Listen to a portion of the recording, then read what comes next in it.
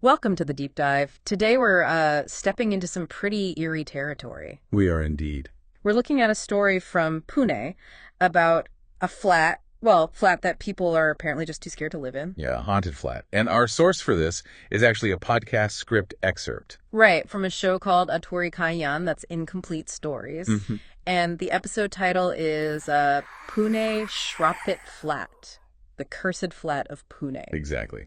So our goal here, for you listening, isn't really about the ghosts themselves, maybe? No, not the jump scares. Right. It's more about how this script, just the opening lines, creates this real sense of unease. How it builds that atmosphere so quickly. Yeah, we want you to see the storytelling mechanics, how a simple idea, a premise can just grab your imagination. Okay, so this excerpt, it jumps right in. It introduces the hosts of the original podcast, Raga and Mahesh. Right. Raga's voice is described as calm, deep. Mahesh is mature, a bit skeptical, but curious. That contrast is interesting in itself. Totally. And even before they really say much, the script notes mention like low, eerie background music and wind sounds. Oh, yeah, that's crucial. It's stage setting, but for your ears. How so? Well, that low hum, it can create this sort of underlying anxiety, almost subconscious. Okay. And wind, that often represents something unseen, maybe unsettling. It tapped into something primal, I think, before you even get the story details. And the podcast title itself, Incomplete Stories, that already sets you up, doesn't it? It really does. It primes you for mystery, for things left unsaid, maybe things that are unsettlingly unresolved, creates anticipation, maybe even a bit of dread.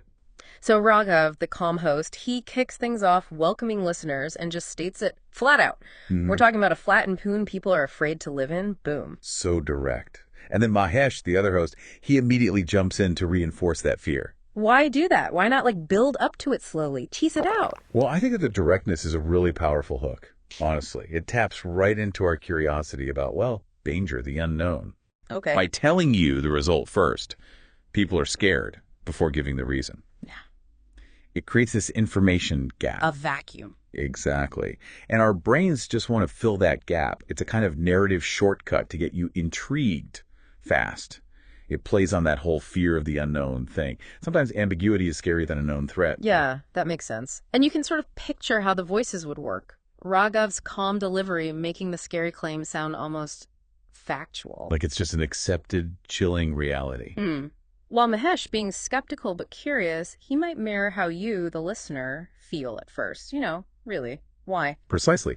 And that makes his eventual interest, his leaning into the story, more compelling for the listener, too. You kind of go on that journey with him. So that contrast in voices, it adds texture. Layers, definitely.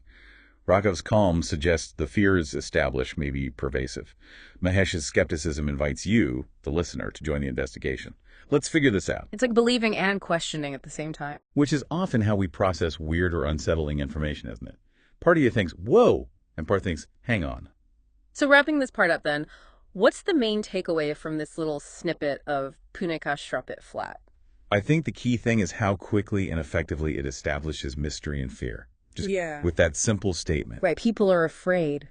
Exactly. It really shows the powers of suggestion and how you can build a really strong atmosphere with very few explicit details. Relying instead on those audio cues, the host dynamics. Yeah, all that implied stuff, the sound, the voices, the premise itself. Yeah. Very efficient storytelling, really. It really makes you wonder, though, what is it about the unknown, just the hint of a dark past, that hooks us so easily? Yeah, why does our imagination get sparked like that, even without knowing the specifics? And, maybe more importantly, how much of the fear we feel comes from what's actually said. Versus what our own minds fill in. Yeah. In those gaps, those silences. Exactly what we conjure up in the unsaid spaces. Something to think about after this deep dive.